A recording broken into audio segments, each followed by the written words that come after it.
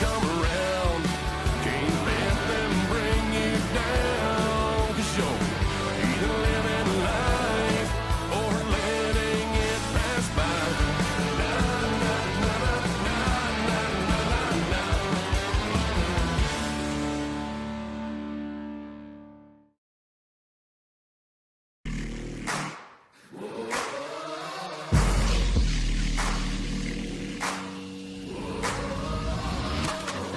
Tonight on Countdown to Green, we look back at how the qualifiers treated the Lady in Black. The crew updates you on all the stars, storylines, and stats. And eNASCAR champ Casey Kirwan sizes up the last great Coliseum. All of that and more coming up on Countdown to Green.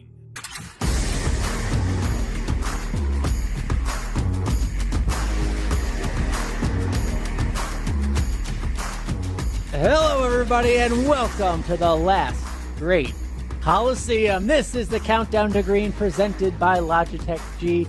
It's the next roundup for the eNASCAR Coca-Cola iRacing qualifying series, and we've got a great one tonight at the world's fastest half mile, the last great Coliseum. What a race tonight will be as they try to get themselves in to the championship round. Thousands of race car drivers still trying to do what they can to earn themselves a spot. I'm Alan Cavana, happy to be here, joined by two of the best in the business, the man behind the steering wheel, Ryan Vargas, and the man behind the microphone, James Pike. James, we'll start with you. What do you think about Bristol in one of these races? Bristol is, in fact, racing the way it ought to be. And I love it because it presents a unique challenge for drivers, just in the way everything comes at you so quickly. We talk about places like Daytona and Talladega where you have to react in a split second. I don't think people necessarily apply that concept outside of your drafting tracks, but Bristol's a place where you have to move that quickly, you have to think that fast, and you have to make decisions in split-second moments, and your ability to be correct again and again and again usually goes a long way towards determining whether or not you have a good day here or not. Ryan, you know that better than any of us. What's the challenge like tonight here in the qualifying series? Well, you know, James hit the nail on the head there, right? Bristol is fast. You are up on the wheel all the way around this racetrack. You don't have a moment to breathe. And all these drivers, like you said, they're fighting for a spot in the championship series. And you know that every single lap that ticks by, they're going to have that in the back of their mind, trying to capitalize on a good points day. Yeah, it's one of those races. It happens so quickly, the laps go by. It's hard to even tell where you are sometimes on the track. But Ryan, I know you've got a lot of practice in real life, and when you're not on the sim, you're on the console game. Good stuff. Absolutely. NASCAR's official video game, NASCAR 25, now available basically wherever you can get it. With an all-new in-depth career mode featuring Dale Jr. and Dirty Mo Media, featuring all four of NASCAR's touring series, Cup, O'Reilly, Truck, and ARCA. You want it, you got it right here. Detailed driver ratings for 200-plus NASCAR drivers, laser scan track scans for 30-plus NASCAR tracks, 40-player online multiplayer, James. You can't beat that. It's got so much fun stuff, no doubt about it. Now, in the world of the eNASCAR College iRacing Series, we've got two pieces of news. The first is that the Time Attack is now open for the final tournament of the 25-26 season, the Sunset Splash from Homestead, Miami. Week 1 coming your way next Wednesday, April 15th, 7 p.m. Eastern, eNASCAR.com/live. Piece 2 of news, we have a schedule for next season's college series that you can find if you scan the QR code on your screen or you visit the website there in the bottom of the screen. But we are up to 8 tournaments in 2026-27 from the 6 that we had this year. So even more fun with the college series, even more opportunities to earn scholarship money. Nothing better than that college series. You race against some of the best, and you can get scholarship money. Let's look back to last week, guys, at the Lady in Black, the track too tough to tame. The best of the best were out front in split 1, and it kind of stayed that way. We had some good racing. Absolutely. You talk about the best of the best. It really kind of came down to a duel between Wyatt Tinsley and Eddie Ball, Eddie Kerner. They were fighting up at the front. Wyatt Tinsley led 76 laps around the track too tough to tame. But, James, it really just came down to that long run speed, keeping the tires under the car and playing that tire strategy right. And we talked about that a little bit in our Countdown to Green show last week, that this is a place where more so maybe than anywhere else in the qualifying series calendar, you were going to race the track, not the pack. your top 5 drivers didn't really have to fight with too much traffic per se, but they just had to be consistent, be clean, and keep the car underneath them and just execute again and again and again to get their way into a good finish, to get their way to victory lane. A little bit of trouble for Cody Bias here on the front straightaway, and Michael P. Frisch got caught up in an incident as well. But end of the day, it was these two, Kerner and Tinsley, that paced the field in the first split. Absolutely. Those two guys are at the front of the field consistently, James, and that's the reason why they're towards the top of the point standings. And man, look at how this shakes it up. You have Sebastian Marin. He jumped back to the top of the leaderboard there with a pretty quiet but decent run. That's crazy to think about, that you can say quiet and decent at the same time and pair that with Sebastian Marin, given how good he's been all season. Also, I think worth noting, especially in the back half of the top 20, look at all the split 2 drivers. You don't necessarily have to be in the first split in order to put yourself in a good position. Logan Helton, Seth Noel, Jose Solis Jr., Jaden Hopp, who won second split last week, all had really good runs. But the fun here, Ryan, this is where things get interesting. Absolutely. Speaking of interesting, Nate Stewart, he finished second in split number 2, now jumps way above the cut line into 21st, 150 points above the cut. And you look right there, Ethan Eckert, split 4. He's leading the drivers that are in split 4, and he is the only split 4 driver that is above that cut line. So if you're in one of those lower splits, being at the front of the field pays massive dividends. It's almost the only way. Notice that there's one split 5 driver on this graphic. Yep. Also worth noting, Timmy Holmes just on the outside looking in. 2 points outside the cut line, Ryan. Absolutely. And speaking of the format, well, here it is. This is a new format for this year's eNASCAR Coca-Cola iRacing Series. This is the qualifying series. We start off with 4 rounds of the trucks, 4 rounds of the O'Reilly Auto Parts Series car, which comes to a conclusion tonight. And then we toss it over to next week, starting 3 rounds in the NASCAR Cup Series cars. Remember, you get 1 drop round, and that sends you into, well, the rest of the schedule here. Chicagoland Speedway with the Cup car. That is going to be a super interesting race there, James. Chicagoland, Michigan, Texas. 3 tracks that have Cup Series pedigree. 3 tracks that I think present different challenges for these drivers, and 3 great ways to wrap up this qualifying series schedule and campaign. I'm really looking forward to what we're going to see in the Cup cars, Ryan. Absolutely. And before we jump to the Cup cars, let's take a look at the car we're driving right now, the O'Reilly Auto Parts Series car. This thing is chef's kiss perfection. 358 cubic inch V8 underneath the hood, 650 ponies underneath the hood, 4-speed manual transmission. James, watching these cars, 3,400 pounds, that little itty bitty spoiler, that little itty bitty splitter on the front. These cars are tough to drive, and these drivers are going to be fighting all the way around this racetrack. High horsepower, low downforce. It's as good of a combo as you can get as we turn our attention to tonight's Logitech G track analysis for Bristol Motor Speedway, right up in the northeastern corner of Tennessee, just over a half mile, just over 0.8 of a kilometer in length, 26 to 30 degrees of banking in the corner, 6 to 10 degrees of banking on the straights for a track that is 60 years old. And the last time we went here, it was a then Road to Pro race. Michael P. Frisch got the win. It's been a while since we've been here in any form of eNASCAR competition on Cavana. So in some senses, this is a new experience for a lot of these drivers, and the game sort of shifted a little bit since. That's what makes tonight so fun, because so much is on the line. You get a little bit of the unknown. You get the concrete certainly back with Bristol. That's always fun to have. And guys, look, every week here on the show, we know all the racers, they're trying to get to the championship series and be with the best of the best. We have one of those drivers tonight, the best of the best, joining us. Casey Kirwan joining us tonight on the show. You've got one of the best setups, Casey, because you have that beautiful big championship trophy just sitting there. How you doing, my friend? I'm doing good. Yeah, it's always nice to look back on it. It's been a few years now, so I need to get another one for over here on this side. But we got to try and stop Steven. So but it's looking forward to hopefully a good race tonight. Yeah, calling your shot already for the season. I'm just saying you are. What's keeping you busy? I know this is a different format. You're watching all these drivers who want to be where you are. They're going to be your competitors soon. What's been keeping you busy? Honestly, I've been kind of enjoying the longer off season. I've been racing, still some stuff here and there, and competed in the IMSA Pro Series, near the end of last year. That's kind of the last like big competition thing that I did. And then now once we kind of get into the Cup car, in this series, starting next week, I'll be back kind of driving the Cup car more and testing with those guys, and get back in the swing of things before we kick off in May. I think you're well known for your diversity here on iRacing, racing so many different series and cars and championships. What else would you like to try? What haven't you done on the service?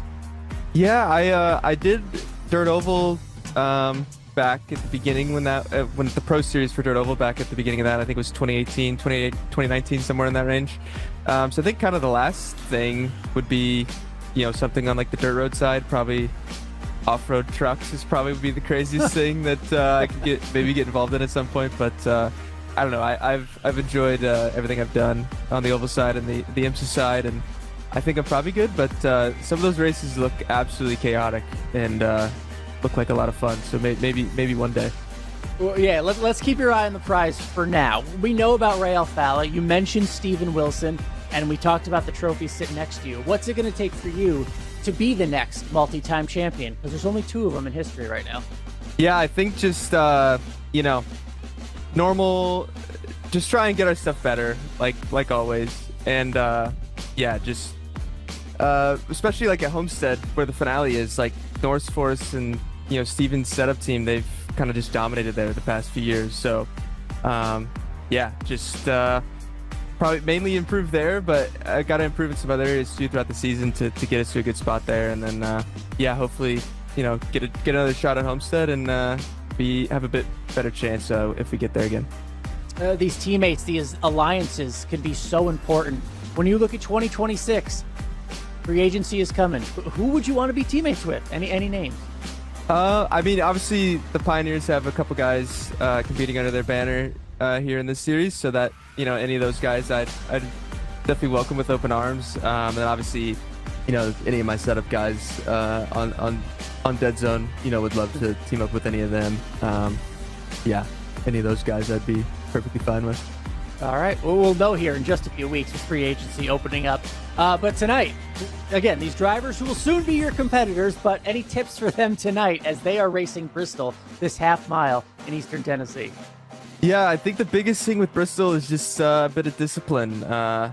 It's always a really tough place to pass, obviously, on a long run. So if you think you can go get some spots early, you can kind of maybe jump to the top before some other people and kind of try and pick off some spots, but it's really easy to destroy your tires here. So, main thing is just trying to stay disciplined and get into a decent rhythm. And, obviously, if you can get some spots early, that's a good thing, but you really got to kind of commit to, prepping yourself for a long run if you get one. All right, Casey, we appreciate you. You'll be on during the broadcast, but look forward to the championship series starting soon. Appreciate your time. Yep, thanks, guys. James, Ryan, you heard the preview there. James, we'll start with you. A quick final thought about Bristol. Such a fast track, such high banking. What do you think? Half of it is being able to make decisions in split seconds. The other half, maintain your patience. Things might not always go your way, but don't let one bad lap ruin the rest of your entire race.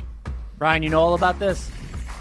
Oh, man. It's Bristol, baby. That's all I got to say. We know what we're in for here at Bristol. It's going to be a heck of a show. I'm going to be tuning in. I'm going to be watching the rest of this as Evan and Kenneth take over from here. And you, Alan, you guys are going to be in for a treat tonight, and it's going to be a lot of fun. Yeah, looking forward to it. The O'Reilly Auto Parts cars at Bristol, the qualifying series, so much on the line. We're going green right after the break.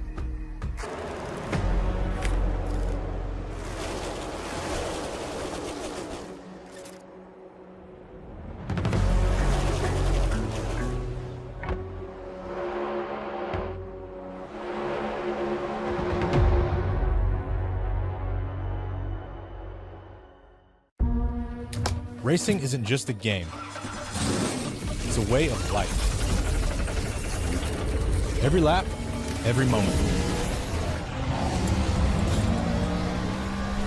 Practice is about consistency. Winning doesn't come easy. Yo! My turn, Bubba. Feel the road. Own the race. Logitech G wheels and pedals available now on Amazon. How fast could a stock car go? Born from bootleggers, built by rule breakers. We don't ask permission. We don't seek approval. We just are. The most relentless, unpretentious athletes on the planet. Chasing glory at 200 miles per hour. Defiantly unapologetic. Authentically NASCAR. Hell yeah, boy!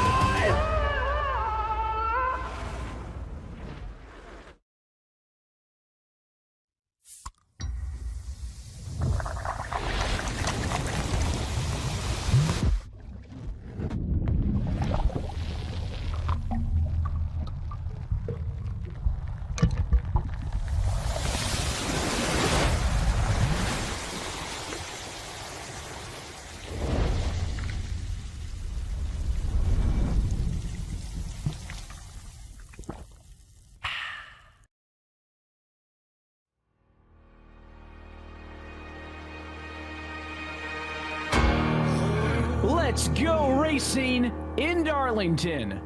Battle for the lead. The challenge comes from Tinsley on the outside. He'll go on to lead 76 laps. It's his first top split win of the year. Tinsley victorious here at Darlington. I believe in something that I can't explain. The wind is calling out my name. Let it rain on me.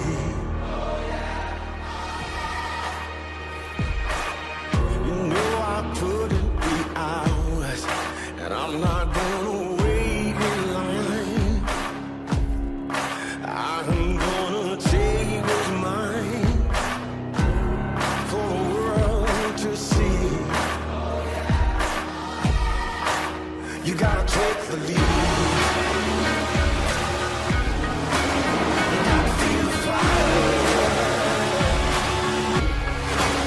So I see, and I still believe.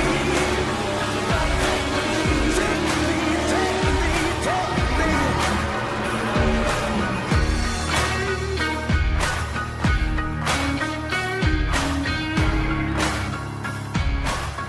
lead. Live from iRacing's virtual Bristol Motor Speedway, we say good evening, sim racing fans, and welcome to round 8 of the 2026 eNASCAR Coca-Cola iRacing qualifying series. It is the final round in the NASCAR O'Reilly Auto Parts Series cars, and we're happy that you're hanging out with us. It's another Tuesday night here on the iRacing Esports Network. My name is Evan Pasoko. That's Kenneth Bueno. One more down. That's Alan Cavano. We're happy that you're hanging with us as always. And KB, we've been talking about this stretch of the year for quite some time. These cars have been fun. The tracks have been challenging. I think both of those 2 points, no more true than here tonight in Thunder Valley. And it's that final opportunity. If you have been liking this segment of the season, you're going to have one final chance to execute. And also to note, this is only the second short track race of the season. So if you're that kind of driver that likes the physicality, probably the least nauseous here at Bristol with how fast you go around this half mile, Alan, I think you're probably going to be in for a good show with Cup cars on the way next. Everything happens so fast here. We're talking sub 15-second laps. You can get lost as a driver as to which end of the track you're on. We know someone will dominate tonight. We've seen this in the real world. Stretches of domination. Darrell Waltrip's, Rusty Wallace's, Kyle Busch's of the world can dominate this place. We haven't been here in a long time, competition-wise, in the Coke Series. Who can seize the opportunity tonight and dominate, potentially put themselves into the championship series with a great run tonight? Bristol will show us a lot. We've also seen two different first-time winners over the course of the last 2 weeks, with Kenny Brady winning in Fontana and Wyatt Tinsley just a week ago in Darlington. And let's not bury the lead, Kenneth. You already touched on it, the fact that if you like these O'Reilly Auto Parts Series cars, it's your last chance to cash in, because next week we change to the NASCAR Cup Series cars, and it really turns into a preview of the championship series at that point. It's the proper warm-up, if you will. The guys on the sidelines now get to take the starting roles if they end up on a placement in the eNASCAR Coca-Cola iRacing Championship Series, so they get a bit of time to work around these cars. And here in the O'Reilly Auto Parts segment, again, the toughest part of the schedule. You think of the harsh months in the summer for baseball and how teams have to really dig deep and find their identity. That has been the case for these drivers here in this series and entering tonight's race. It's Bristol Motor Speedway. It is the shortest track on the calendar this year. And like I said, second and final short track of the season. So with 3 tracks, 2 of them intermediates up next, it should be in for a good showdown tonight. We take a look at where the points stand coming into this evening. Again, those drivers highlighted in those red split number 1s, of course, we'll be looking at them tonight in split 1. But Alan, first couple weeks we saw a lot of movement. This was really one of the first weeks pre-race where we got to look at this and identify 1 or 2 big moves on each page, because it is getting down to crunch time. And if you're a Logan Helton and Seth Knoll, you got to be liking what's happening out of the split 2 category. But look at the red cut line. That's where everybody's focusing. There's only one single split 4 driver above it, and that's Ethan Eckert, P26. Yes, a 2-point bracket right now for Timothy Holmes, former Cup Championship Series driver there already. And if you are in split 4 or below, you really have to start making sure you get the best finishes possible tonight. The left side of this page dominated by the split 1 racers, of course. Split 2 getting as many points as you can. They only get more serious. It only gets tougher from here, Evan. So more important every race we go by. Yeah, and Eckert, not a lot of margin for error. You have to ask, is there going to be anybody who competes in split 4 or lower above that cut line when it's all said and done? You got Thegans there in the number 36 spot from split 5. Is that still doable? Again, there's not a lot of room for error when you are down in those 4th and beyond splits. The big points going to be paid out in the top split. We'll be watching top split coverage tonight. We'll also be checking into with split number 2 as the night carries on. We'll qualify just now, wrap it up. Let's go trackside. Take a look at your Coca-Cola starting grid. And the poll goes to Bride of Acurio at 14.977. Best of the bowl. He'll bring us to the green flag tonight alongside your already 3 times race winner in Sebastian Barron. Kwame Scott and Wyatt Tinsley will line up on row number 2 with Andrew Navarro and Cody Bias on row 3. Garrett Lowe starts in 7th tonight. That's ahead of Dylan Basin, who qualifies at 8th. And then Garrett Maines and Quinton Warman round out your top 10. A lot of heavy hitters, Evan, in this second part of the field. Michael P. Frisch back in 11th. Kenny Brady, the Auto Club Speedway winner, back in 12th. Matt Busa, 13th. Ray Alfalo, one of our Coca-Cola featured cars, back in 14th. Blake Reynolds, who is sort of making a surge back to the top 20. He's in 15th. Peyton Howell in 16th. Kevin Champagne behind him. And then Adam Garza, 18th. Michael Cozy Jr. from 19th. And former Championship Series driver Graham Boland inside the top 20.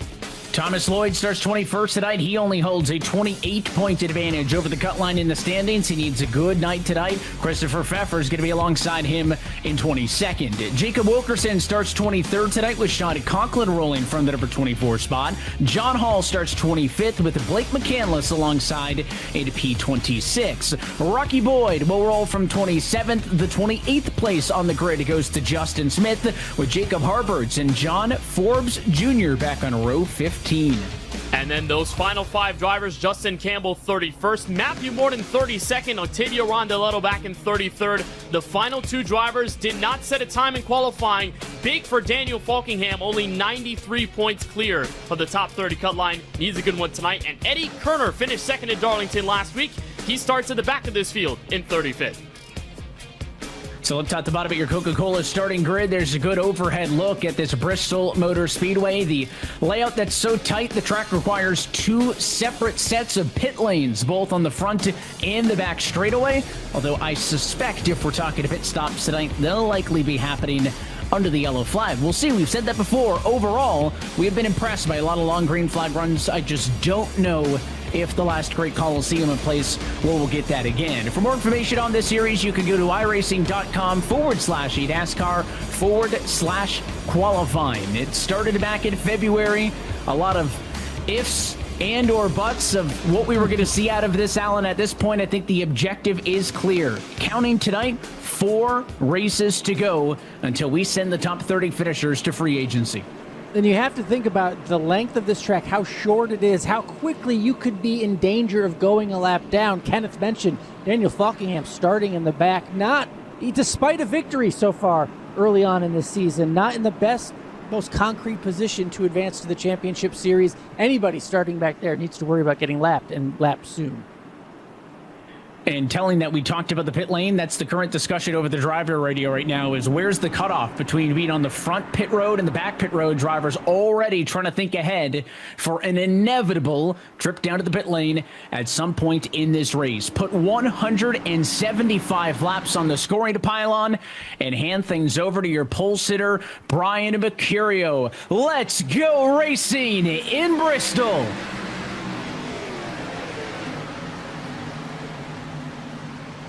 Challenge for the race lead off of turn number 2. Sebastian Marin holding strong. A dive to the inside behind them in a battle for P5.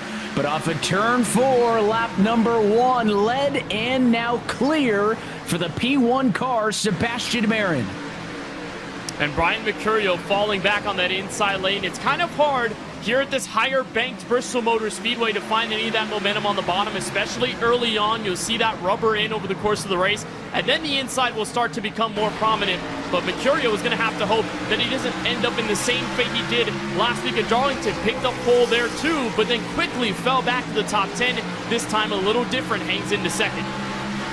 Further back in the pack, you can see the almost roadblock you get trying to get up through your position early on in the race. The bottom is generally where you want to be, but then you get that freight train going if you are stuck on the outside. There are battles and fights all over this racetrack, especially early. If you get stuck outside, that's where the real battle begins early on in this race. Yeah, that drone was chasing the yellow 54 of Sean Conklin as he worked in the number 22 spot. Pretty good for the virtual iRacing drone to get up to about 135 miles an hour on the end of the straightaways. 2x2 throughout the field. This is the first battle of it from about 10th on back. The advantage to Alfala. So he gets clear in front of Garrett Lowe. So make it your top 11 drivers now have been able to single file out the battle for 12th, where the side-by-side begins. You're looking off of the back of the multi-time championship series champ trying to get his way back to the top level of eNASCAR competitive racing. And he got a great view of the pass there on the outside. Peyton Howell getting the job done. Alfala now looks forward. Wants you to battle between Maines and Brady for 9th and 10th. You're seeing this balance, Evan, of drivers being patient on the inside, some of those trying to save the right front tire. And you look at drivers like Garrett Maines and Ray Alfala, they say, hey, we can gain those extra spots in the early portions of this run. So what do? They get out of that dirty air that's being pummeled on the inside of the racetrack. They look for the middle, and for now, it's giving them a good run off the corner, so they're able to start making slow progression. You see that trail of cars on the outside led by Quentin Warman. That's all in the escape of the dirty air, and it's working hard so far, but you just run that risk of wearing down the right rear tire a lot more if you run that higher lane, so they're just looking at that balance in the early stages. This is the battle for 3rd, 4th, and 5th. This is another week, guys, where Wyatt Tinsley had a good qualifying session and started this race up front. For the first 6 races of this qualifying series, Tinsley was not a good qualifier and had to work his way through, spending a majority of the race just trying to find track position. Last week's winner, better qualifying. This week, he's done it again. We'll take a second look at what's going on in split number 2. That's going to be on the bottom of your screen. And already a bit of misjudgment on car position off of turn number 4, and sends a couple of drivers around and into the inside wall, and a big hit late. That's one of the risks you run in the short track here in Bristol. Well, I liked this stat from Darlington, the initial start last week, and I'll pull it out again. I'm taking a look at our running order. There is not a single car inside of the top 20 up until a lap ago that started on the bottom and gained a position. So the inside, again, struggled mightily. We saw the same thing at Darlington. The top was the place to be. Same thing here tonight. The only people who made passes in the first 13 laps were cars who started on the outside. If you're talking about the top 20 cars, and there's not been a lot of them. Quentin Warman's up 4, Alfala up 5. That's about the cap there. You can see up front, though, not a lot has changed hands. Merida was able to get the lead at the end of lap number 1. This gives you a great perspective of the advantage that the lead car is building. Call that about 5 or 6 car lengths or so, and a difference for the lead, and maybe a battle for third on the horizon. Kwame Scott was trying to look under Tinsley, just not quite close enough to make some noise. So we'll step back to where the battles are aplenty. It's back here in the midfield around the number 98. That's Eddie Kerner, and I'm going to correct myself. He finished 4th at Darlington last week, but he did run a majority of that in 2nd behind Wyatt Tinsley. So he had that short pitch strategy that the old tires at the end eventually got to him. But, I mean, this is an odd situation for old Eddie Ball, a driver that we don't get used to seeing qualify at the back of the field. But Bristol is so nefarious in many ways. Obviously, the physicality of drivers around each other, Evan, but even in qualifying, you're trying to push every bit of the race car on this surface, and all of a sudden it takes one over-eager send-off a corner, you get a tap of the outside wall, and your qualifying effort is nullified. And I'm sure that's what happened with Eddie Kerner there, now having to deal with working up to the field. The only good thing for him is Kerner is top 10 in the points right now in 6th, so he's got nothing to worry about in terms of this race. This could be that mulligan for Kerner if things don't go well. Bottom of your screen, that's Stewart who has the advantage for the restart. As split number 2 is back and underway, but a challenge to the bottom. Number 22 trying to get around Nate, not going to be able to do so. Again, the outside, the progressive banking here at Bristol, working in favor of the drivers on the outside, especially early, Alan, using the 30 degrees of banking to get those big runs off of the corner. Yeah, that's what you have to do, especially get all you can on these restarts. And again, we see it right after a restart, trying to fight to the bottom and get that real estate, if you will, because getting stuck 2 by 2 on the outside can ruin your day, especially early on in the run. Then you spend the rest of the run trying to make up all the track position you lost on the restart. We'll have to watch those every time we see a caution out here on these tracks. We're looking at Cody Bias right now. He's one of the drivers who has struggled the most from the drop of the green flag. That number 27 car started up at the number 6 spot. He's down to 15th. So I don't know what's going on with the Duval Creative machine, but not a good opening 20 laps for the driver of the number 27 machine. He needs to settle into a rhythm, and you can see trying to use that single file positioning to kind of go higher into the corner and arc it down and carry speed off. You can do that when you're running single file. We'll see if he's able to stop the bleeding and maintain that spot, and maybe try to turn things around as we get deeper and deeper into the opening stint, which you blink, it is already 25 laps in the books, all of which have been led by Sebastian Barron, who continues to lead the way. No changes in the top 5. That's the exact order they were at the end of lap number 1. Marin, Mercurio, Tinsley, Scott, Navarro, the top 5 as they run.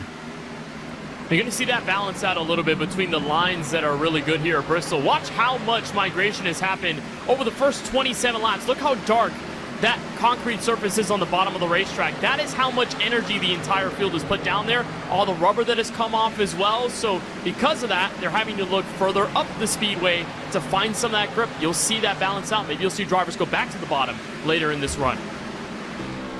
One of the best things about this qualifying series is we have been able to bring a lot of really talented drivers into the booth, and he was with us on Countdown to Green. He's sticking around for the race. It's former Championship Series champion Casey Kirwan of the Kansas City Pioneers. So, Casey, thanks for hanging out. You found success. You won races at the top level here at the Bristol Motor Speedway. I know it's early, but 30 laps in, what are you noticing so far? Yeah, it's definitely migrated to the top now. Everyone, especially firing off, all kind of try to ride around the bottom, probably mainly to take care of their stuff.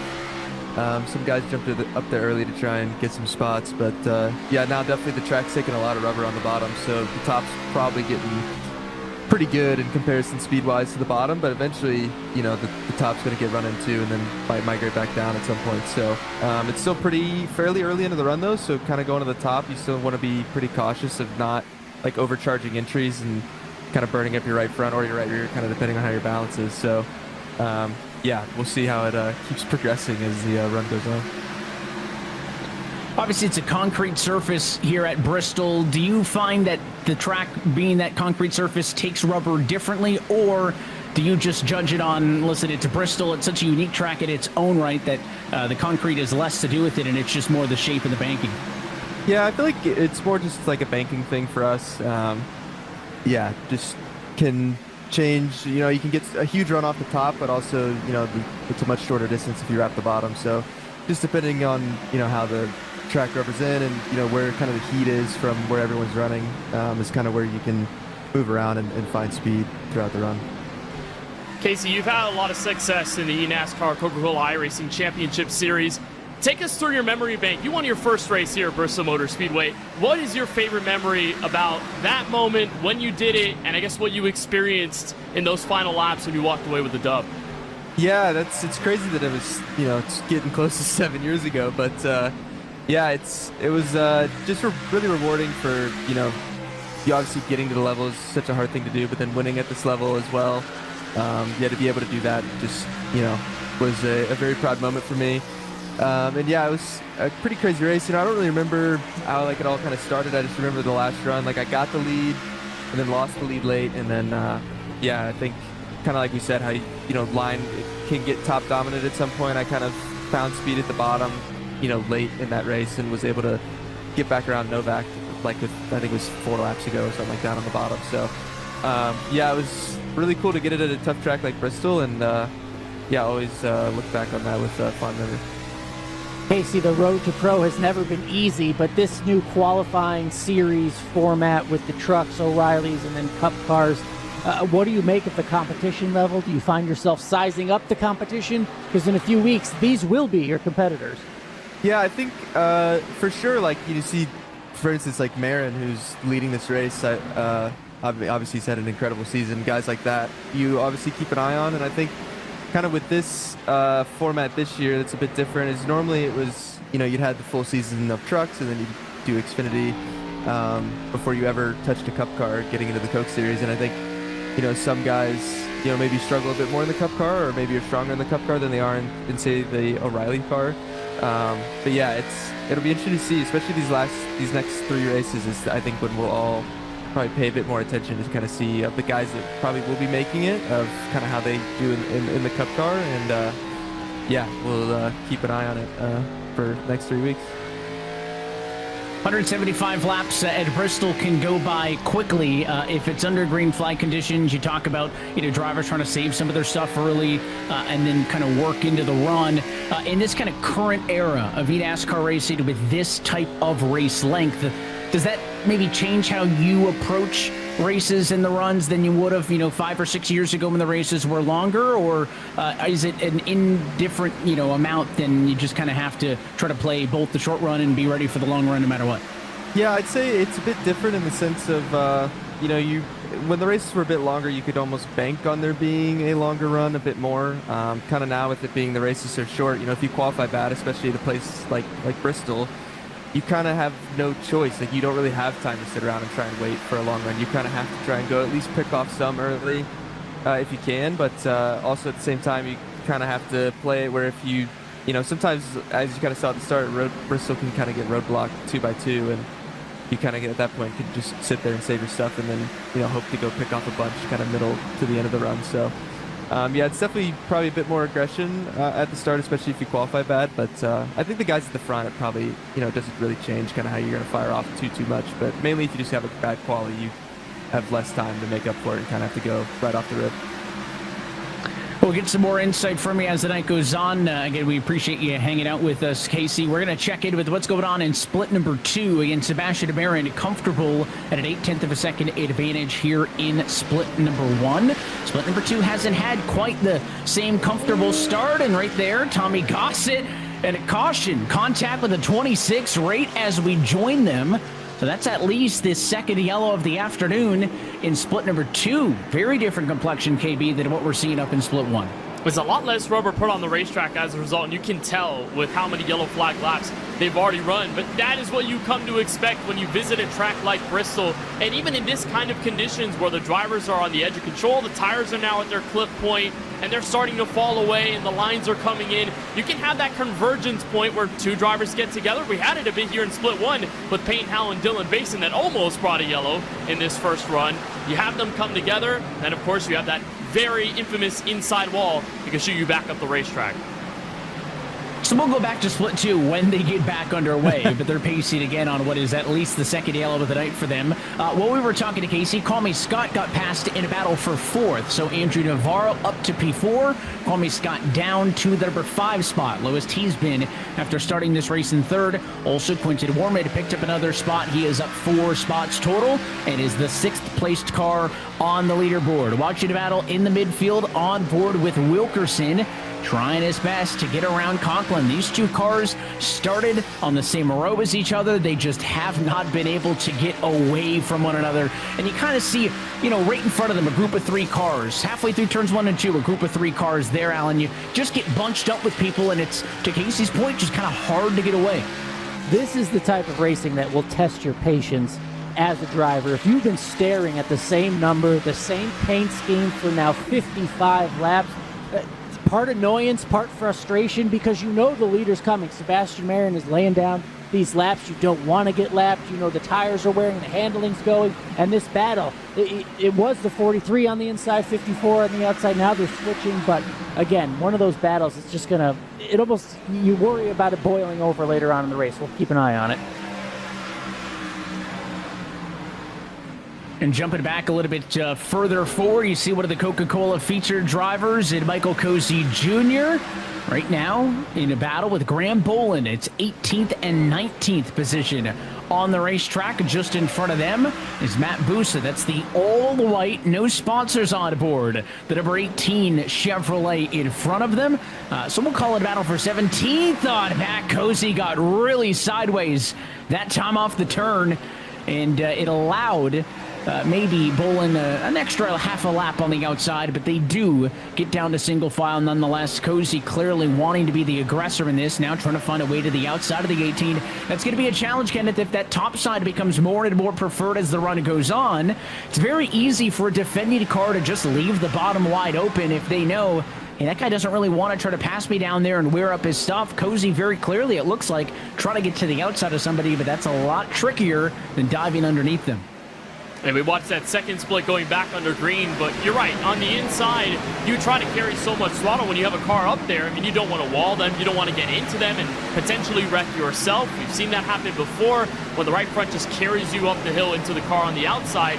So then you're forced to use less throttle, and that car on the outside can just roll through the center, take that right rear out for a little bit of a whirl, and then just go on the exit of the corner and be right well with all that momentum. So that's where you're seeing that kind of identity of drivers using that higher lane. Some a little more comfortable getting closer to the wall than others. But then here in split 2, you can use the inside. Everyone's on the bottom. That's a place to be more aggressive and more physical, versus on the top, it's become a bit of a marathon. Just watching the mess that is that split number 2 restart on the bottom of your screen. You're going to obviously see the leaders get single filed out first, and then those battles will get deeper and deeper into the midfield. If you're around P20, you got bad news. You're going to be one of the last people to get some breathing room off of a restart, but very competitive down there in split 2. We talked about how critical the points are outside of just split number 1. If you come into tonight's race and you take a look at the points, there are 11 drivers of the top 30 in points that competed last week in split 2. So there is a lot on the line as we go full screen now with split 2, where Joe Armstrong continues to lead. We're watching the battle between Nate Stewart and Jake Nichols for P5.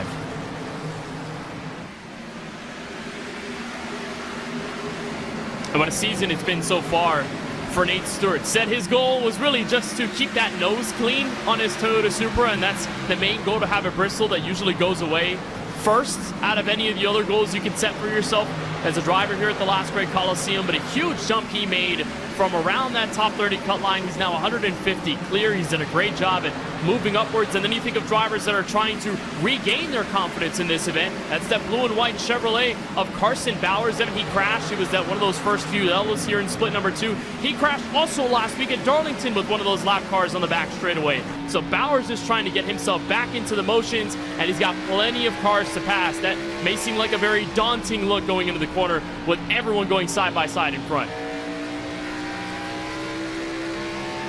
There's your onboard look with the driver in that number 25 spot as he is right in the midfield and in the thick of things. Again, one drop of your 11 weeks, so your worst finish will be eliminated from the points, but if you got 2 bad weeks, I got bad news for you. That might be enough to be a difference maker. So you go into a place like this where trouble can find you so easily. Bauer's trying to bounce back. He's got time left on the board to do it. And Bauer's one of those stories we just love telling, right? A freshman at Purdue University. We talk about the sim to reality pipeline a lot. Well, maybe it's reality to sim for him. He's a karting champion in real life, so he's got the skills in both here on the sim and then on the karting track as well. So who knows where that can take him. But he wants to compete. He wants to compete at the top levels of whatever he's doing with guys like Carson Hocevar, who's currently in 33rd. Yeah, we talked a lot about some of the NASCAR national talent, and we've been talking about Carson a lot this year. At one point early in the year, he was in a top 30 transfer spot at one point in the point standings. Not sure that he's able to make enough of the races to fight for that top 30 spot in the end. But we have seen Carson be competitive, no doubt. Obviously, still does a ton of streaming on the iRacing service, and they have caution flag number 3. Trouble off of turn number 4. 1 car slow to the outside. So with that, let's jump back to split number 1, where Sebastian Marin still leads. You're looking at the battle a little bit further back in the pack. We'll call this for about 10th position on back. Peyton Howell's got it in the black 28. Everybody else wants it. It's Bias, Basin, and Reynolds. Behind them, 3 wide off the corner. That was Kenny Brady in the center. You know, going back to Carson Hocevar, I'd be very interested to see if a modern era NASCAR Cup O'Reilly or truck driver ended up making the Coke Championship Series and how that would all work with a real-life schedule, but this is great battles all throughout. You've got Kenny Brady kind of at the back of this, who has been sort of meandering around this top 20 position, someone who told us before the season he was very excited for a track like Bristol. A lot of drivers get very anxious about tracks like these, but others really embrace the challenge wholeheartedly, and they love exactly what's going on. And someone who's also loving the points he's getting right now, Dylan Basin, made his top split debut, guys, last week at Darlington. Ran pretty well to gather decent points after winning in split 2 a few weeks ago at Homestead of Miami, and now running here top 15 here in top split. Yeah, big pickups for him. That's one of the trends we've been following as the season has gone on. As you get a look at Basin in the 48 machine, is week 1 was kind of max numbers week, right? You start the season, I'll call it at an accessible racetrack. It's Daytona. That's probably the most splits we saw. And then as drivers with other commitments or didn't have a season they were wanting and have progressively decided not to compete and dropped out, drivers would move up through the splits. We've seen a handful of drivers jump 2 splits in the top handful of them. That means more points are available. And what you don't want, Alan, is if you're Dylan Basin to be doing good in split number 2, make the jump up to 1 and finish in the back half of the field. You'd rather be a top finisher in 2 than a bottom finisher in 1. Thankfully for him, that's not the case. He's got the speed to keep it up with these guys and has been doing a great job. It is a weird mathematical points-paying strategy. We are seeing some drivers making a living right to the championship series likely from split 2, but Dylan Basin making it work. Happy to have him here in these top splits and showing that he can hang, right? Showing he can run with drivers like this who are trying to make these long runs at Bristol. We're now 81 laps in. You can see them migrating up, trying to make a pass. That this group of 3 just getting frustrated with each other as they're trying to figure out ways to find the right groove as it keeps moving up and figuring out ways to use what's left of these tires. As Garrett Lowe goes low here, we'll see what the momentum can do. And he makes the pass. Good for him. And also just heard Andrew Navarro go over the radio and say, hey, Garrett, take the low side. He knows how fast Garrett is right now. And for a driver like Andrew Navarro, you know, we've talked about how popular Sebastian Marin has been, his dominance over the season. Andrew Navarro's been just as good, if not sometimes better. I mean, top 10 last week at Darlington. He's been top 10 for a bulk of the season. And it's moments like that. High IQ moves saying, hey, I'm not going to rush you. I'm not going to fight you hard. Take the spot. I've still got good points. That is what takes a driver to be able to move up to the top 30 and stay there, have that staying power like Navarro has had this season. Seems like that's very anti-modern racing. That's like Mark Martin racing, right? Let him go now and I'll come get you later. You don't see a ton of that these days, but a lot of drivers at this top level respect each other, and you see that strategy with Navarro. So pit stops happening with a trip down to the pit lane for Ray Alfala. You saw him go all the way around the racetrack. That's because even though pit road is split into 2 pit roads in terms of one on the front stretch and one on the back, it operates as a single pit lane. So if you're pitted on the front stretch, you do not get to just come down the front straightaway pit lane. You have to go all the way around the entirety of the racetrack. Everybody's going to have to do that, operating as a single pit lane here in the iRacing service. So it's going to make that pit stop under green flag conditions. I'm just looking at Ray Alfala's number. He's off of pit road, 51.7 seconds on the pit lane. I mean, you're looking at 3 laps easily with that number. So if we can get through a green flag pit cycle with Sean Conklin at pit road, and just as we said it, caution for the first time in split number 1. It sounds like it was Navarro, who we were just complimenting him on his patience by letting somebody go, where the trouble comes from, and what on earth happened to the driver in third.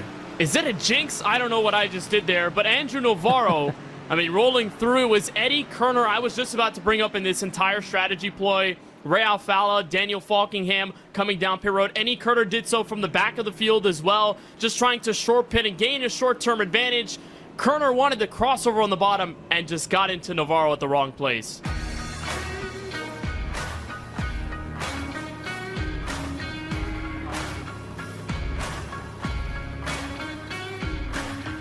First caution flag of the night here in split number 1, where coverage of tonight's race is brought to you by Coca-Cola, the official fan refreshment of eNASCAR. By Logitech G, the official wheel and pedals of eNASCAR. And by the Sim Racing Expo. From the Green Hell to the Queen City, the world's largest sim racing expo is racing into Charlotte Memorial Day weekend. So while the leaders in split number 1 are down to the pit lane for the first time under yellow, we join split number 2 action under green. Blake Neer now the leader, with Daniel Naney, Johnny Avila, Joe Armstrong, and Cabe McClenny, your top 5, as they are going through what is a routine at this point, and that is the post-restart chaos. Everyone trying to find their place. There's a look at the replay on the bottom end of your screen. Navarro just running his usual laps. Kerner's got the better tires by a large margin and just accidentally runs into the back. They were discussing that over the voice chat. Kerner went over and apologized to Andrew for the incident. But back here in split number 2, there's Jake Nichols, who's had plenty of success this season.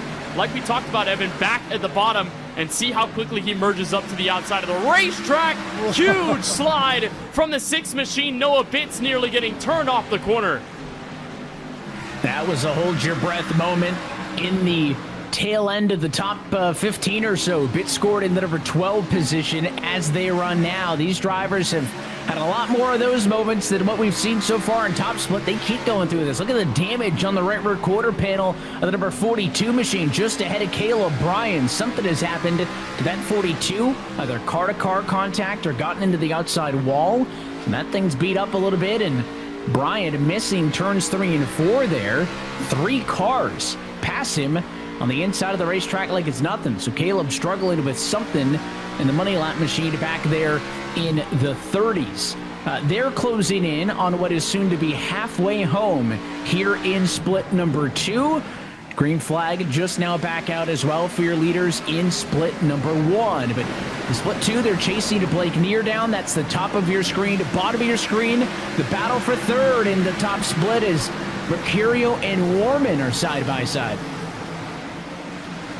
And nowhere to be seen right now, guys, is Sebastian Marin. His pit stop put him back in 13th, so he's now in the field trying to scrap for whatever it's worth in the middle of the group, while everyone at the front is trying their best to just take advantage like Garrett Lowe is. And Garrett Maines, I mean, what a drive he's put on so far tonight. Driver who started back in 2nd. He's +7 since the drop of the green. He said he was very excited for this track with the way you can move around in different lanes, running the bottom right now, and just taking a look at the battles behind in a very good spot.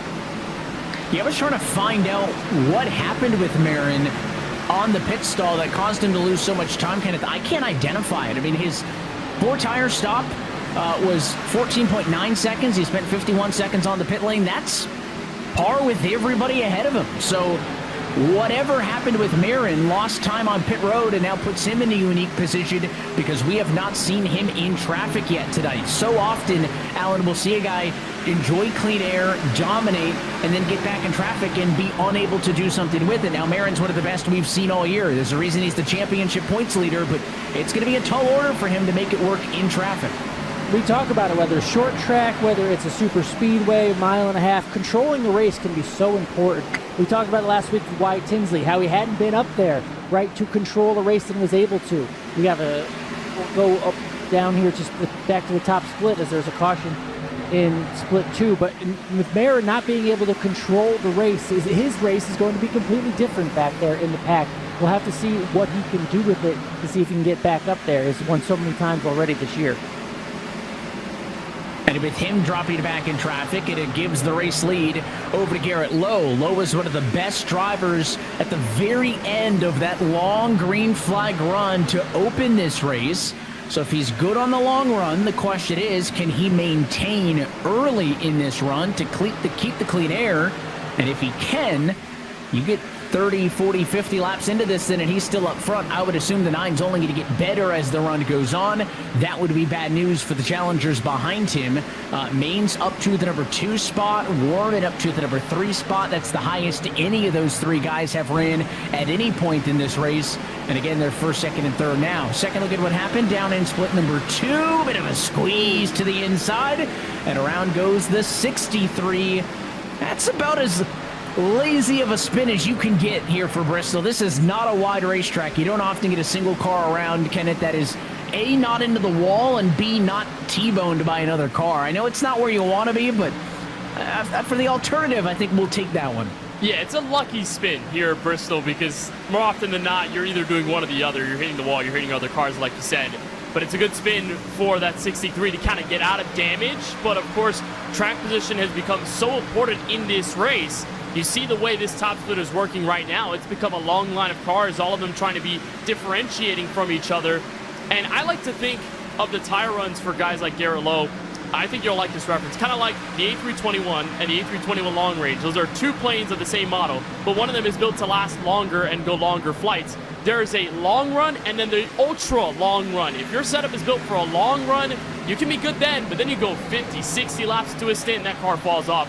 And then there's the other side of that where you can be really strong like Garrett Lowe was in the very back half of that run. And the drivers here eyeing down on the trend what could be a similar ultra long run to the checkered. It is interesting how the race split up. That first stint was essentially halfway through the race, and that's where we saw Garrett Lowe get really good at the end. If we have another really long run that takes up the second half, Garrett Lowe should only get better from there. As this is the race for 22nd. Blake McCandless running well for himself tonight, the 19 right, battling up there. But again, these battles get so tough. He's stuck there on the inside. But good run for Blake right now, as I believe that's Ray Alfala trying to get past all of these cars right in front of him. It's a lot of big names in the midfield there as Blake does battle. In a battle with Justin Smith, Alfala just behind him. You got Champagne there as well. Split number 2 back it away. 3 wide in a battle for second down there in split 2. I think I'm understanding why they've had a couple more yellows than top split, man. These restarts, wild. How about 2 wide, 3 wide back in the pack, 2 rows deep. Somehow, all of those race cars still pointed forward. And again, they're about 20 laps behind your top split cars in the race, so they still have a long way to go. But I think some of the caution flag periods have created some antsy drivers. More 3 wide. Why not? Let's do it again. And 8 store middle 3 trying to break through. And remember, it goes back to the point we talked about. If you're a mainstay in split 2, you want to be up front as much as possible because that's going to give you equal amount of points, maybe better amount of points than the back half of the drivers in the top split. So you'll see overall down the splits more aggression. So in split 2, we've seen that drivers taking those aggressive moves because they understand what's at stake if they end up in a rewarding position like all those drivers second on back are doing. Phenomenal racing, and somehow they kept it clean 3 wide at Bristol. There's a reason we love Bristol, is it's going to give you exciting moments like that. And I am sure we are far from done as you kind of get our own look at some of that excitement right here to the tail end of the top 20. Looking off of the back of Matthew Morton, scored 19th position the last time by. He's had a decent night, picked up 13 spots, making forward progress. Needs that to continue, though. You got to get to the top 10, top 15 or so if you're going to be scoring consequential points to be talking about getting into the range that you need in order to be a qualifier when this thing is said and done. And as this qualifying series nears its close and we get set to send 30 drivers into the free agency period, it is far from the only thing going on in the world of eNASCAR, because the time attack for the Sunset Splash is open for 2 more days after tonight. And then we will kick off our final tournament with week number 1. That's coming up April 15th here on the iRacing Esports Network. You're not going to want to miss that one. And then week number 2, April 22nd, is when we will crown not only a Sunset Splash winner, but a College Series champion for the 25-26 season. And there's a look at our Coca-Cola featured drivers right in line with one another as they come ripping off of turn 4. Trying to get so close. So, Ray Alfala, though, 2 laps down back in 30 seconds. So at this point, he's trying to save his race for what it's worth. He had to come down pit road. He did earlier on than everyone else in the field before that yellow with Andrew Navarro came out. So he sort of got trapped in the back and is ultimately just looking to survive the rest of this race. And for Michael Cozy Jr., it's been a bit of a different world. He's gained some, he's lost some, he's meandered around that top 20 position. And while Cozy hasn't had a standout night, it's a clean race car for what it's worth, and still plenty of cars that he's got the line on, preferably on the outside, that he can work with. There's Thomas Lloyd's perspective as he rides in the number 15 position. Somebody else who has made some gains in this race. Been able to pick up a handful of spots and looking for more as he's got a pair of the KCP machines up in front of him. Those Price Chopper Toyota and then Chevrolet in line. First Michael P. Frisch and then Adam Garza, if you want to call it, a battle for 13th position on back. You can see up front, couple of battles, tail end of the top 10. But for the majority of the positions up the road, they are single file and enjoying what is relatively clean air, because what just happened when we got the yellow island was the leaders were catching the tail end of the field. And leaders dealing with lapped cars here at Bristol is a challenge unlike, I think, almost any other track of the NASCAR calendar. I don't know if this run will go long enough to get us back to that point, but it was really going to be interesting when that started happening. Yeah, only 50 laps to go, and we're seeing closer racing than we did. That first section, Sebastian Marin got out to a multi-second lead. This is much closer, and we're seeing a replay here on the bottom of the second split, some of the incidents that were going on. But as these laps wind down, right on, multi-car crash. Second split has been eventful tonight, guys, and the aggression far more than we're seeing in the top split.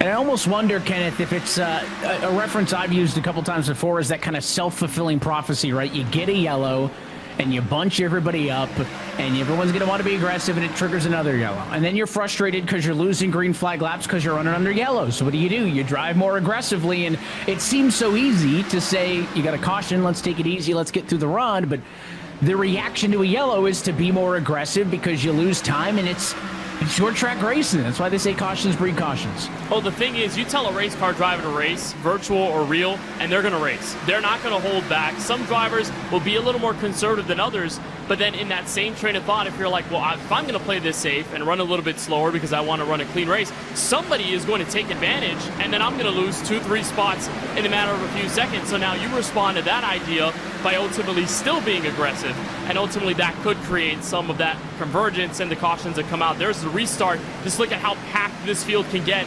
In the middle of these high banks, you're carrying so much speed here in Bristol Motor Speedway that easily it could create those contacting moments, and the chrome horn ultimately gets used sometimes when the frustrations build up too much.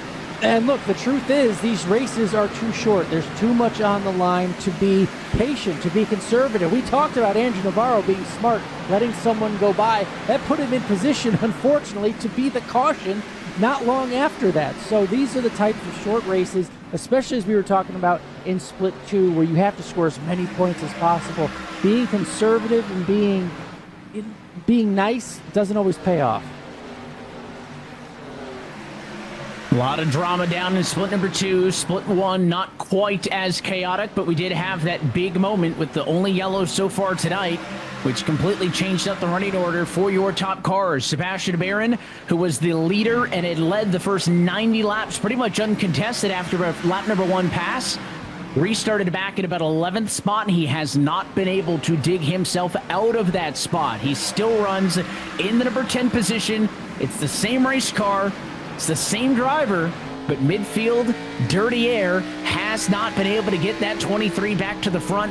And again, P10 right now equates to about a 5-second gap between him and the leader. Yeah, what a turnaround it's been for those drivers who are running top 10 now leading this race, and for Aaron, who has to now deal with all of these living factors, the Dirty Air being the biggest thing. And we also just got word, by the way, that the leader in split 2, Blake Neer, jumped the restart. So he's going to get a penalty from the top spot, and that is going to be heartbreaking for Blake Neer. All those points are going to go away very quickly. So split 2 continues to deliver with the drama and the moments, and not what you wanted to hear. If you're rooting for Blake Neer in that one, big moment that's going to put him for the top spot to basically out of contention in the blink of an eye. And again, we talked about how short the races are. Not really chances to bounce back, I think, from a penalty like that, unless there's a really weird strategy that takes place. And with the number of yellows they've had down there, who knows, but just seems unlikely. We got Casey Kirwan hanging out with us on the broadcast, the former eNASCAR Coca-Cola iRacing Championship Series champion. Casey, we've been watching through a pit cycle, and let's jump back to that Sebastian Barron conversation. I mean, he looked real good up front. He's one of, if not the guy this year, but gets back in traffic and can't do anything about it. Is that something that you've experienced?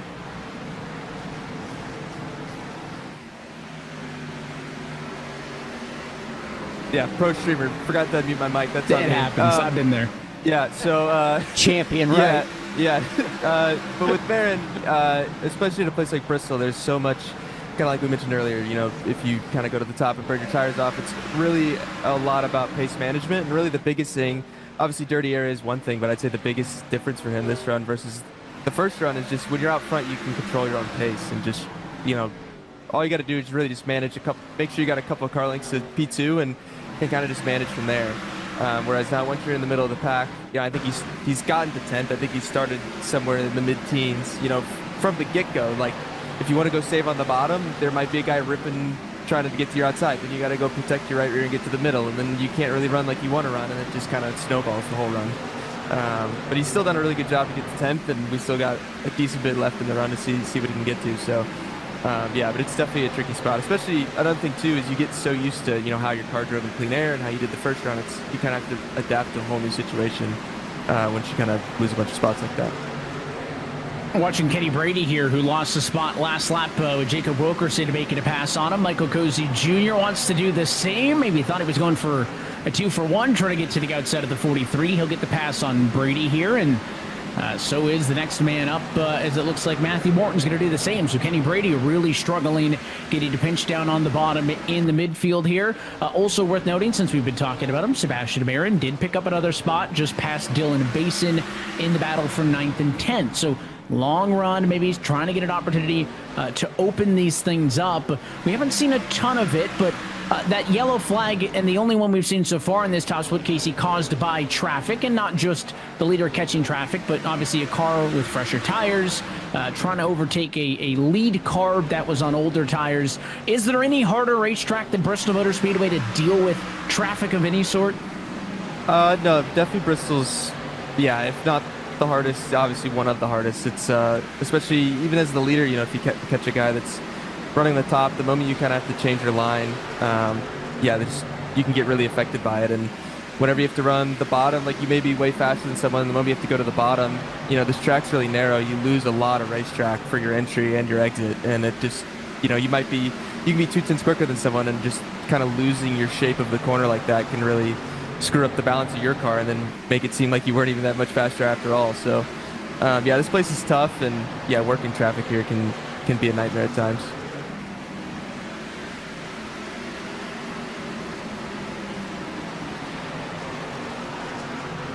Big conglomerate of cars here, 2x2, a couple of rows deep. Looks like a fresh restart, but it's for 15th odd back with Frisch, Lloyd, Forbes, Morton, and Wilkerson.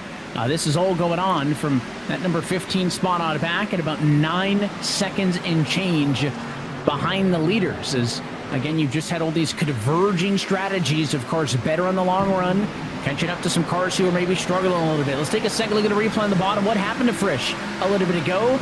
It's him in the 7 in line, and the 58 got all kinds of sideways. What a catch. I don't know if that was the 7's fault or if he got loose first, but what a moment between those two, and they are still running nose to tail, Kenneth, after that moment nonetheless.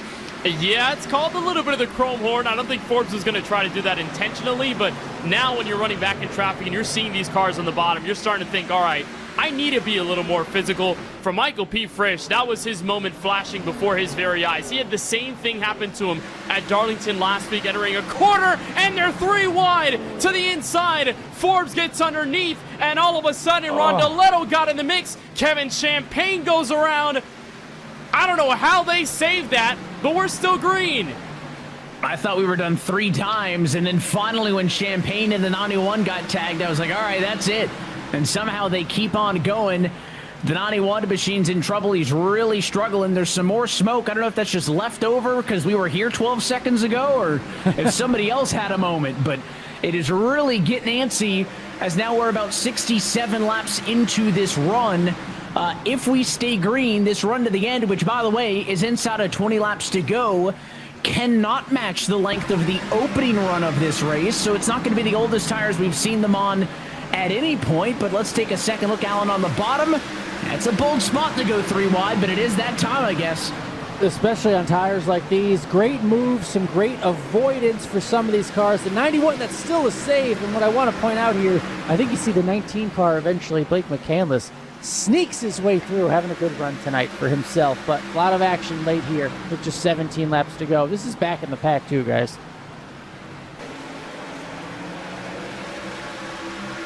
There's the number 23 of Marin. We've talked a lot about him tonight. A couple of more spots picked up. We said he was 9th, he was 8th, then 7th, continuing to march through the field as he is now, again, the highest he's been since getting dropped back in traffic. But even though he's picking up positions, it's just not going to get him to the battle for the win. He's losing time to the leader, courtesy of making those passes in the midfield. And now Garrett Lowe, trailed by Garrett Maines, only a car length between the top two.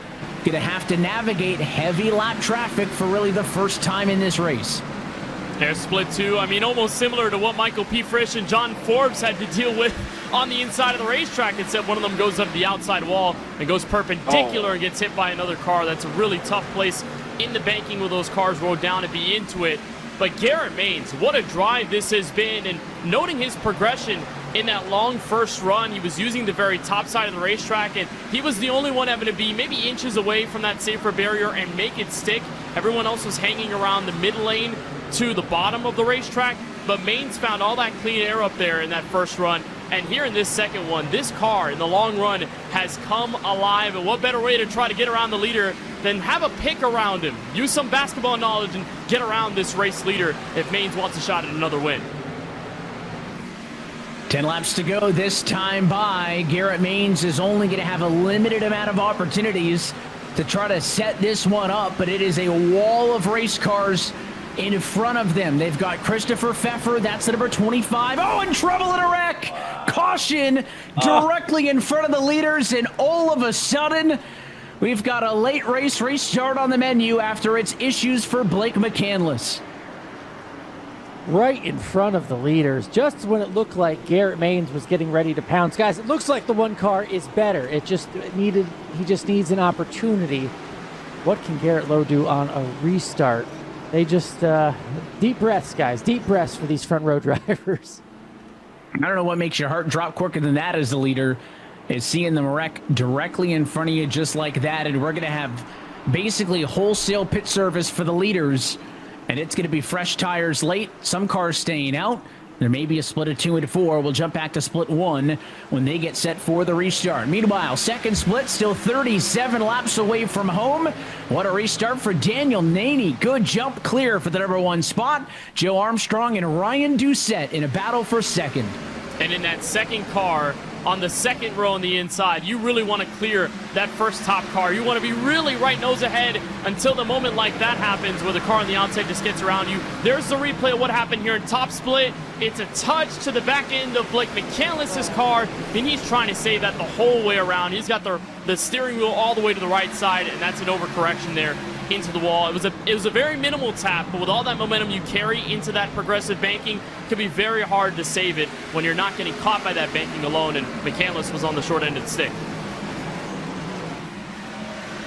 So looking at this battle, and a caution again at 35 laps to go, so second split is far from done with their own restart chaos as they'll have another late one set up. All right, top split reset. Your top 5 drivers do not come down pit road, which means that Cody Bias, Blake Reynolds, Matt Busa, Thomas Lloyd, and John Forbes are going to occupy the top 5 positions on 79 lap old tires. That number is going to probably creep up to 81 before we get the drop of the green flag. Then behind them, bunch of cars on 2. Garrett Maines in 6th. The first car out on fresh tires. Warman, Scott, Marin, Howell, and Tinsley all on 2. That takes you back to the number 11 spot. The first driver on 4 is Garrett Lowe. He's going to restart in the number 12 spot, but then there's even more drivers with 2 behind him. So, top 5 on none. The next 6 are on 2. And then your first car with 4 tires is going to restart in P12. And oh yeah, we'll be looking at 5 laps to go, Kenneth. Are we looking at eNASCAR overtime, guys? I think it's going to be there. I think we're going to end up there at this point, given the aggression of the drivers. Like the idea of 2 tires, of course. You gain the track position, you free up the car a little more from the tight condition you'll find in the middle of dirty air. But it's 3 different strategies, Evan. This is going to become an ultimate big bang in the final few laps. Before this yellow, nobody inside of the top 8 had led a lap in this race. But now Cody Bias has got a chance to win it all. Green flag in the air. They're 3 wide for 4th. Look at the 1 on the outside. What a run for Garrett Maines to P3. Down to the inside, looking for the race lead. And they're crashing behind. John Hall Jr. gets into Michael Cozy Jr., and they were just about 4 wide in the back of the field.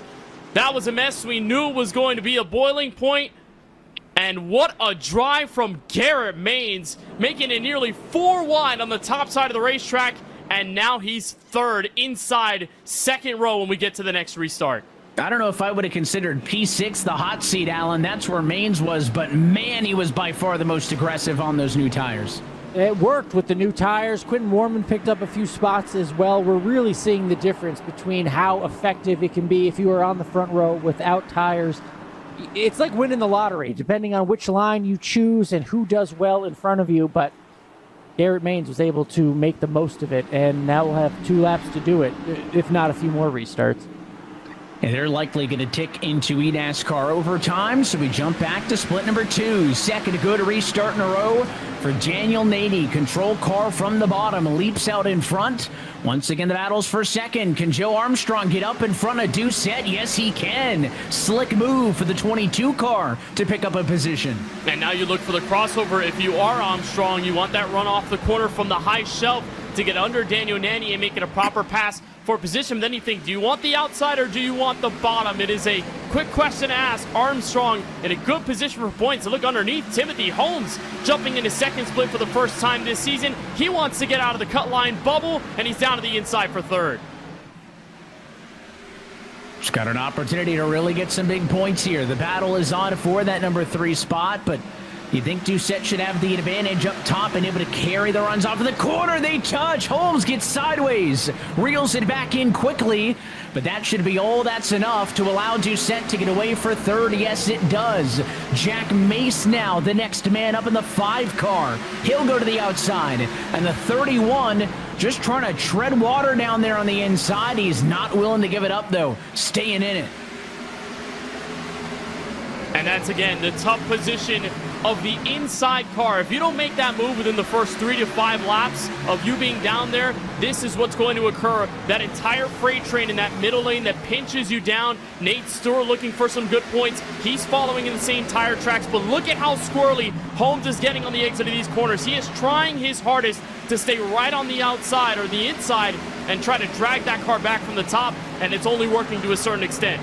And as you watch all these exciting battles for what's going to be about third on back, it has allowed Daniel Naney to pull away just a little bit. It's a 7/10 of a second advantage for the lead. Back to top split as we get set for eNASCAR overtime attempt number 1 of 3. Old tires on the front row. Bias gets the jump, but here comes Maines to the inside, to the outside. Garrett Maines, race leader off at turn 2. Is there going to be trouble, though? Blake Reynolds is at the back. He got shuffled to the high side. Will anyone else get into him? They are 4 wide, still turning around. Thomas Lloyd, everyone in the middle. It's the big one at Bristol. Basin and others are involved, but it's the white flag. Maines got away. It doesn't matter. He's only going to lead the final 2 laps, and on a pit strategy decision, Garrett Maines coming off of 4. Does he get there? He does.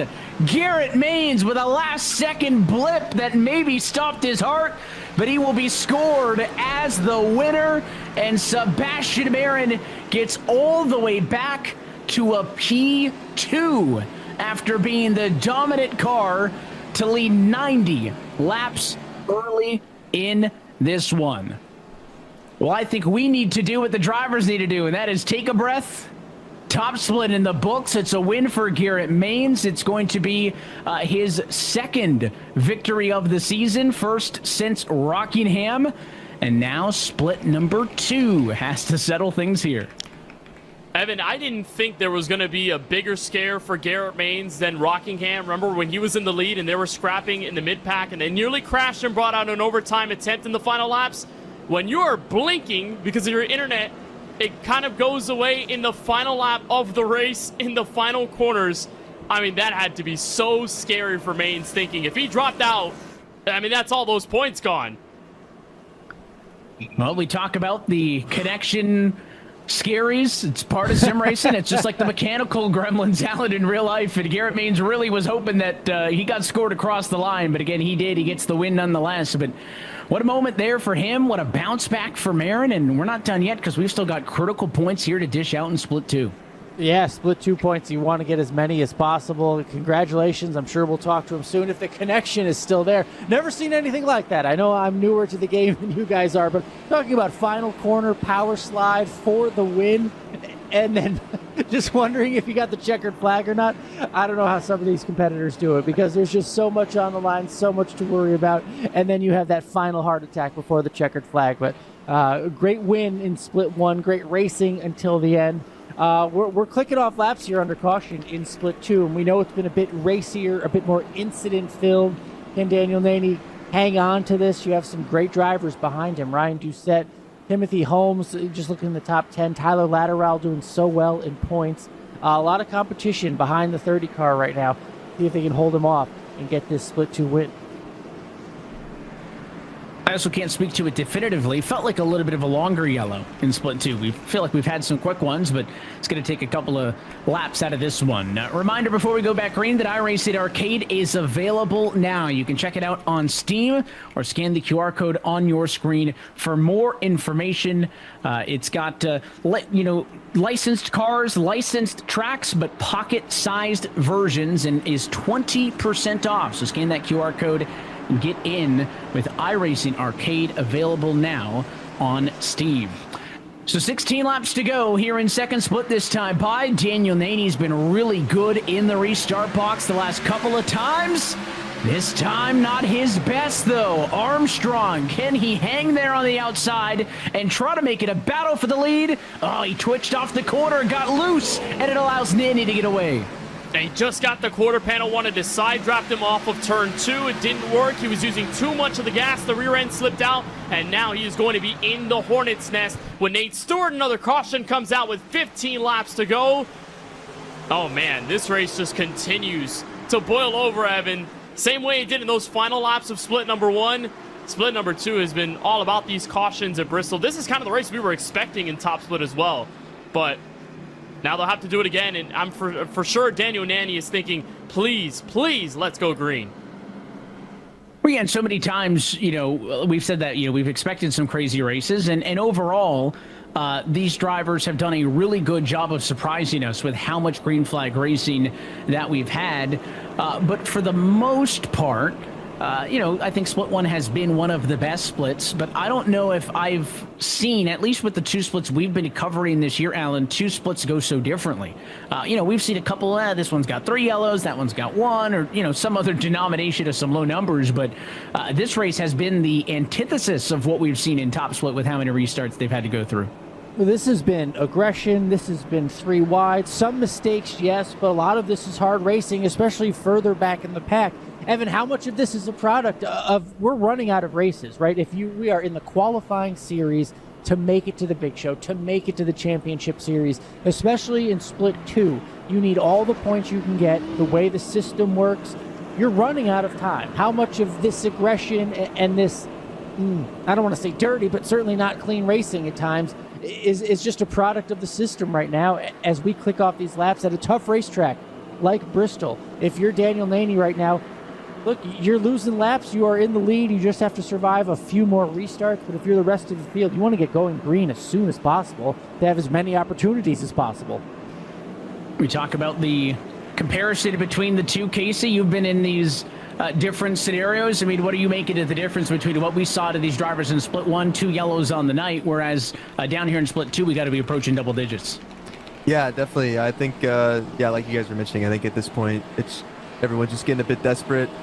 I don't know exactly, what the tire strategies are, if there's any kind of disparity in pace with tires like we had in split 1, but at this point, you're just kind of going to be going for every gap you can try and get in, especially those guys that, I think the guys at the front will probably kind of take care of each other a bit, but anything kind of outside the top 10, it's going to be, just chaos of everyone trying to get as many spots as they possibly can. So, they'll probably stay pretty intense to the end here. I mean, Naney's looked really good on all these restarts, but by the time he does it a 5th, a 6th, a 7th time, I mean, are all those different reps giving the guys around him an idea of what he's doing up front?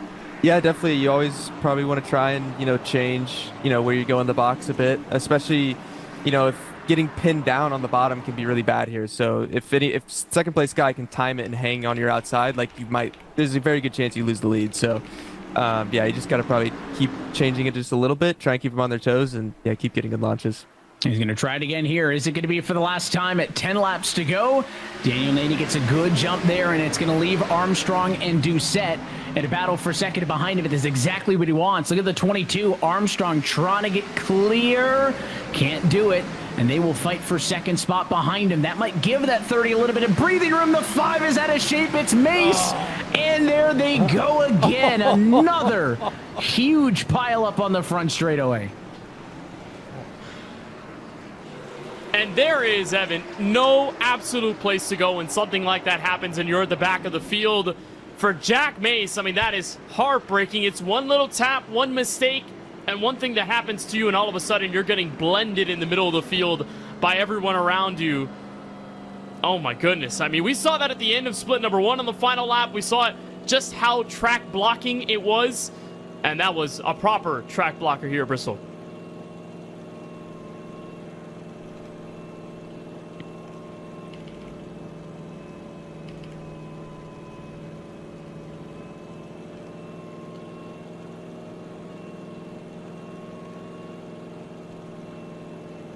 We see Ball State on the deck lid of your split 2 race leader, Daniel Naney, right now. We've mentioned it already that we are coming down to the end of the spring semester and the end of the academic calendar as the eNASCAR College iRacing Series Sunset Splash at the Homestead of Miami Speedway has 2 days left in the time attack window, and then we will kick off the tournament with week number 1, April 15th. The following week on the 22nd, we will crown a champion, and also the schedule dates for the 26-27 calendar just got announced. More details to come, but if you want more information, scan the QR code or go to pcl.gg/pages/eNASCAR Allen for more.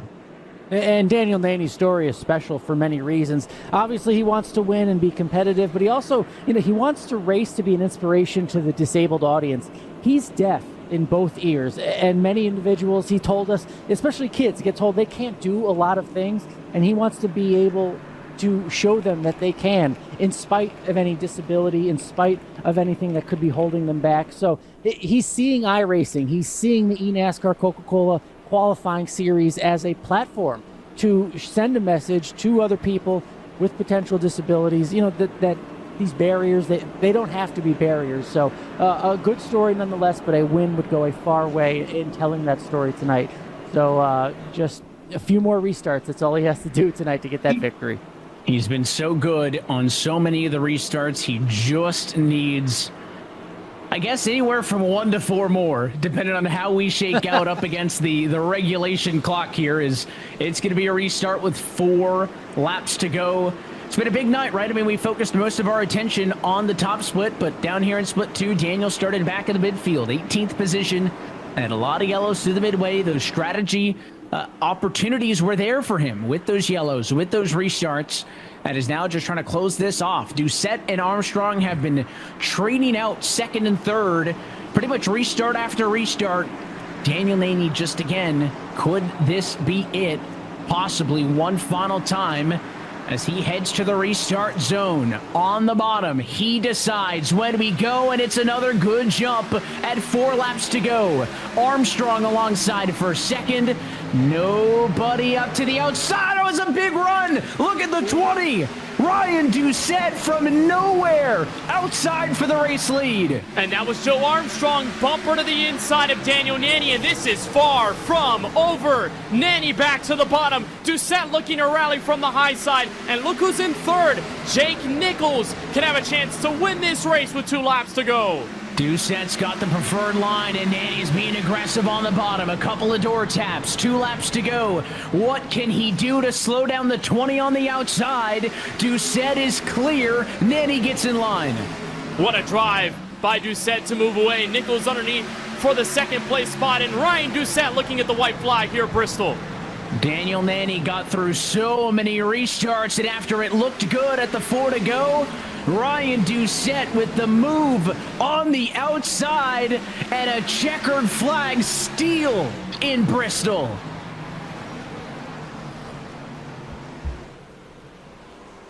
What a way to go up there and take it if you are Ryan Doucette.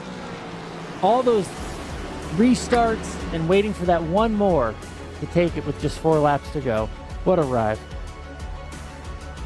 Celebration inbound for the driver of the 20, Ryan Doucette. This winning moment is brought to you by Coca-Cola, the official fan refreshment of eNASCAR, and not one I thought we'd be seeing after the 30 got out of the blocks, but it was right there in the center of 1 and 2, where either Naney got loose to start and then got the contact from Armstrong, or it was in the opposite order, but that 20 carried so much speed off the center, got to the outside, and at that point it was heavily tilted in his favor. He used that preferred lane to his advantage perfectly.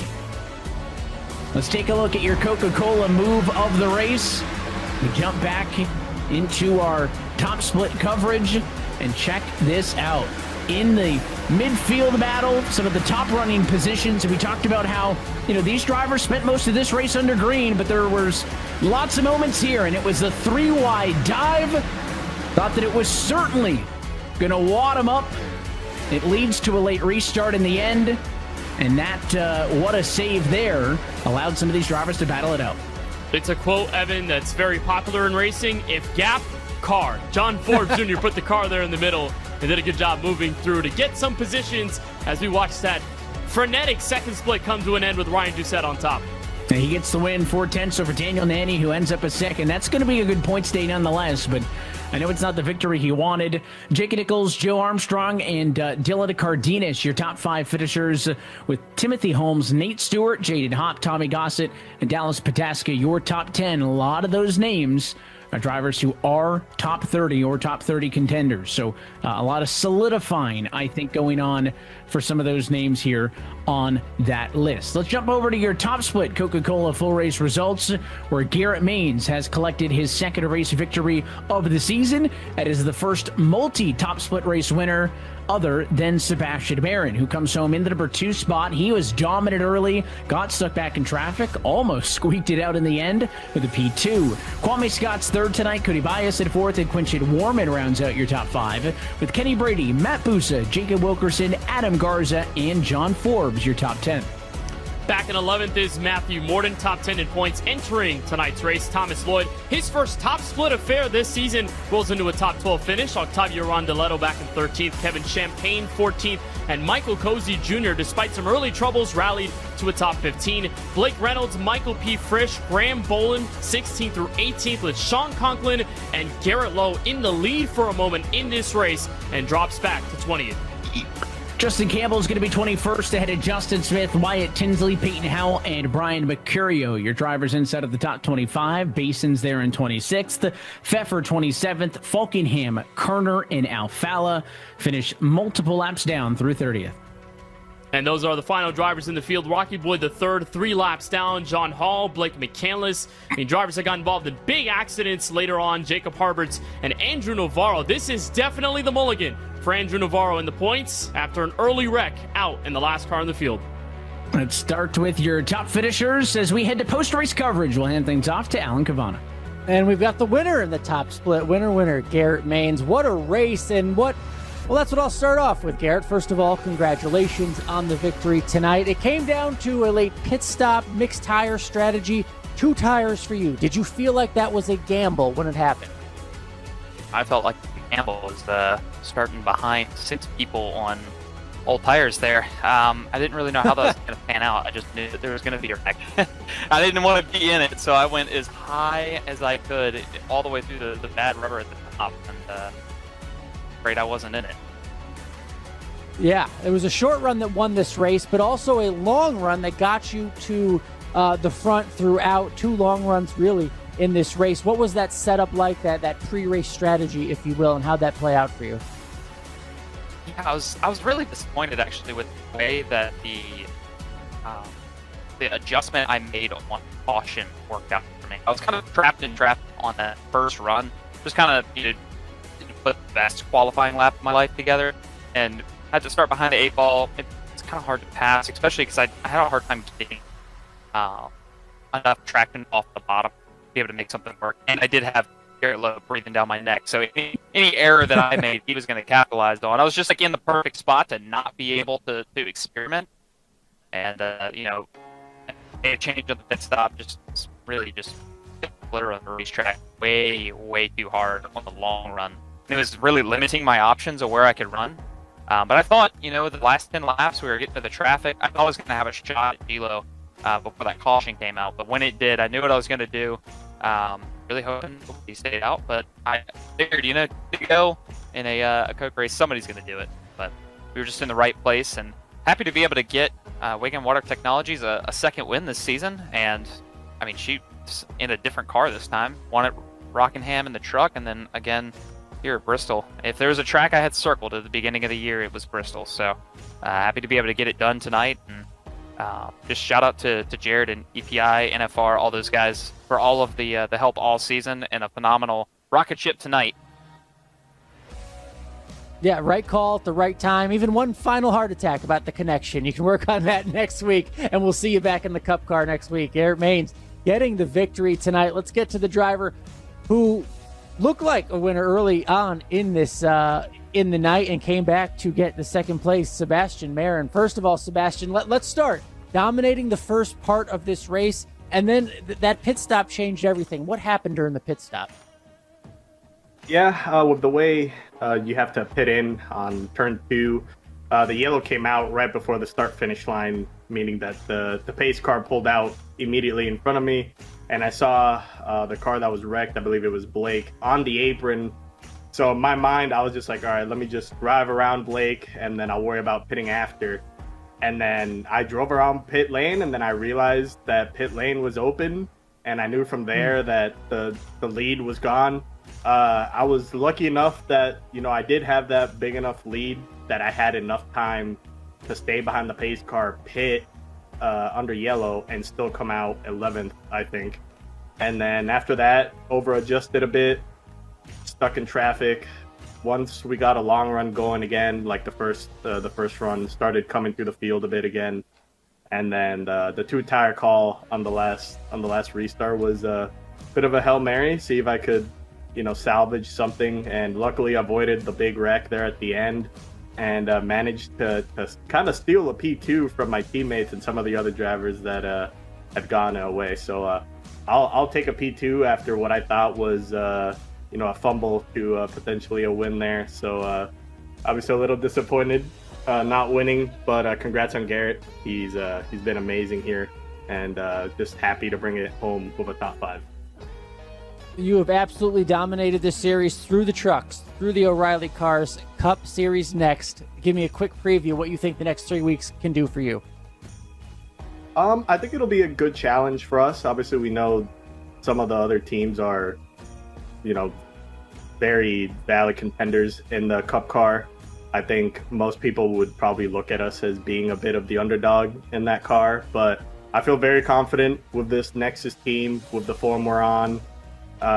So it'll be an uphill battle, but I think we're running on all cylinders to contend to win any of those 3 races. So. All right, we'll keep the momentum going. Sebastian Marin, a surprising, sometimes maybe disappointing, but still a great run tonight, finishing second in surprise fashion. Congratulations tonight. Thank you.